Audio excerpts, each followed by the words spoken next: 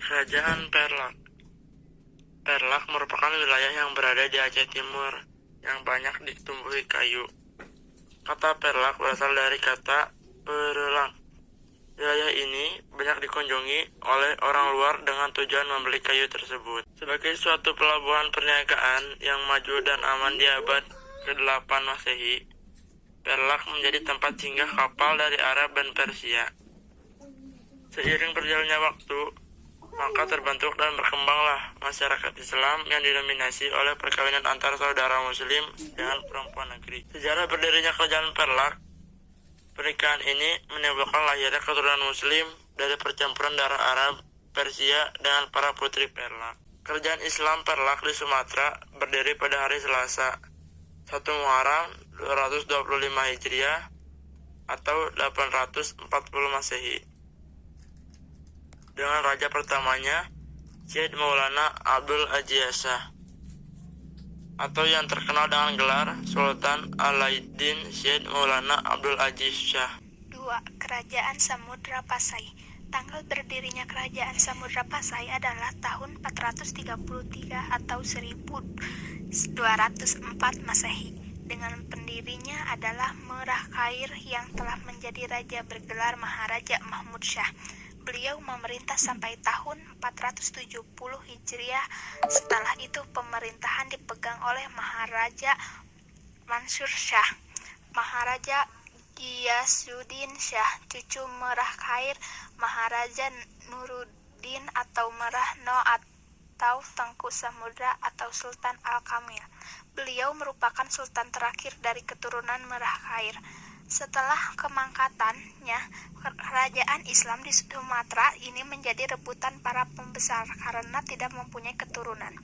Sekitar 50 tahun Samudra Pasai berada di dalam konflik sehingga akhirnya Merah Silu mengambil kekuasaan.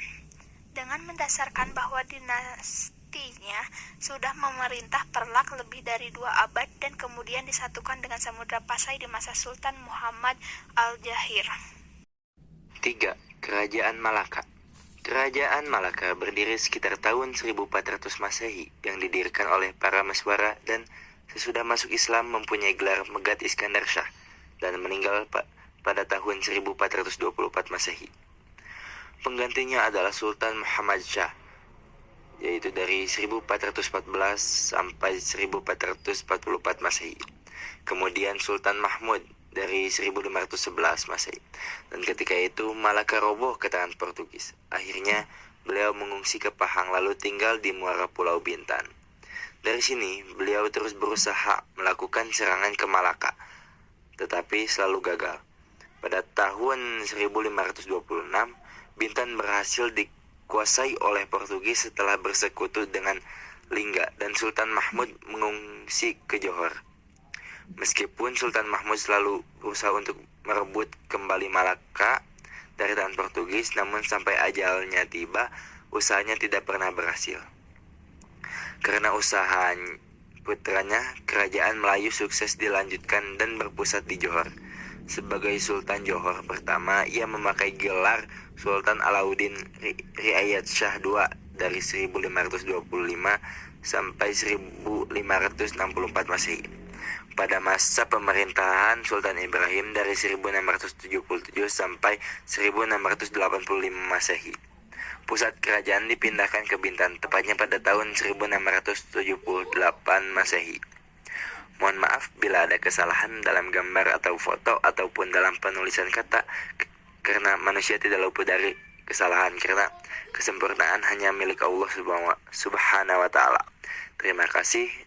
Wassalamualaikum warahmatullahi wabarakatuh.